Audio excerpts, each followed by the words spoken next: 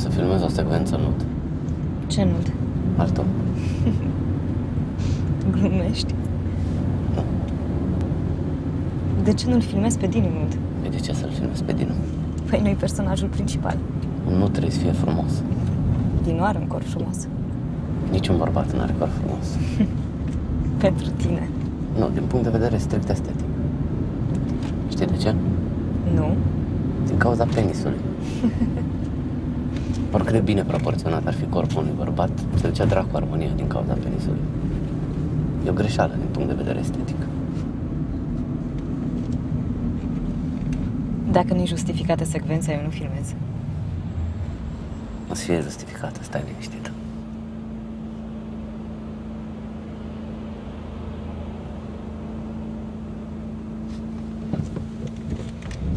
Oricum, peste 50 de ani o să mulțumești. De ce să-ți mulțumesc? Pentru că o să fii bătrân. Cine știe cum o să arăți. Care nu o să fie flască, sânii lăsați. O să ai cearcă, neriduri. Și? Și o să te uiți la film și o să mulțumești. Crezi că o să mai îmi pese? Și încă cum? Eu nu cred. O să mă obișnuiesc cu corpul meu. Asta zici acum, că e sigură pe frumusețea ta.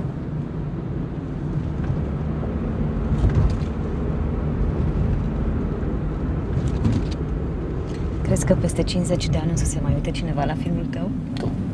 Eu. Și tu. Poate. Și Dinu, evident. Dacă l-am făcut pe Dinu filmul ăsta și o să-l mai fut, nu cred că o să vrea să mai știe de el. Nu mai spor pe băiatul ăsta. Nu știu cum termin filmarea cu el.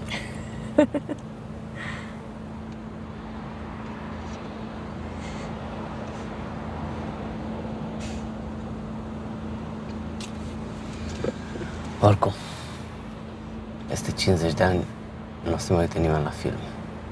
Cum să nu se mai uite nimeni la filme? Mă rog, o să se uite, dar filmelor să fie altceva. Altceva ce? Nu știu. Dar nu o să mai fie filme. O să fie altceva sau nu o să mai fie filme deloc? Evident că o să fie ceva. Oamenii or se uită în continuare. Probabil că o să le numească tot filme. Dar nu cred că o să mai aibă prea multe în comun cu ce numim noi azi film. Tu vorbești serios? Da. Te-ai văzut că noi filmăm în peliculă, da? Da. E, pelicula asta e nelimitată. Adică nu poți filma mai mult de 11 minute odată. De-aia a schimbat surul ăla? Exact. Nu știam că are 11 minute. Are 305 metri și 1 metru de peliculă sunt 2 secunde de film. Mă rog, dacă faci socoteala, îți dă acolo 11 minute. Așa și? Și atât. Nu poți filma mai mult de 11 minute, orice-i faci. Păi nu înțeleg. Un film are 90 de minute și chiar mai multe. Da, un film, da. Dar nicio parte a lui nu poate avea mai mult de 11.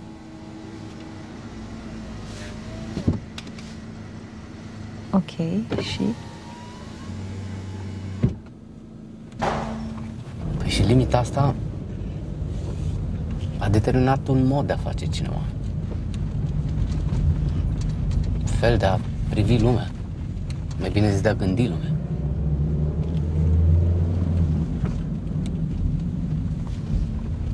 Și? În digital limita asta e mult mai mare, de o oră. Și o să crească până la infinit, probabil. Deci poți crea o nouă realitate mult mai fidelă, dacă vrei. Da, eu nu prea mă pricep la chestiile astea tehnice. Nu-i tehnic. Gândește puțin. Dacă filmul meu l-aș face acum în digital, în loc de peliculă, ar fi altfel. De ce? Pentru că simt că fiecare secvență aș putea să o fac mai mare, mai amplă, mai detaliată, mai reală, dar mai lungă. De exemplu, cearta ta cu Dinu. Cât are acum? Are 7 minute, nu? Eu când mă gândesc la ea, aș vrea să o fac de 20 sau 30 de minute, cât ar fi real. Și în digital aș putea să fac asta. Dar dacă o măresc pe ea, trebuie să le măresc pe celelalte.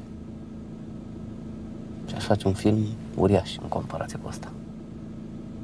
Și de ce nu l-ai făcut pe digital? Că nu pot. De ce? Că n-am limită. Eu sunt format cu limita asta. Așa gândesc. Așa văd eu lumea.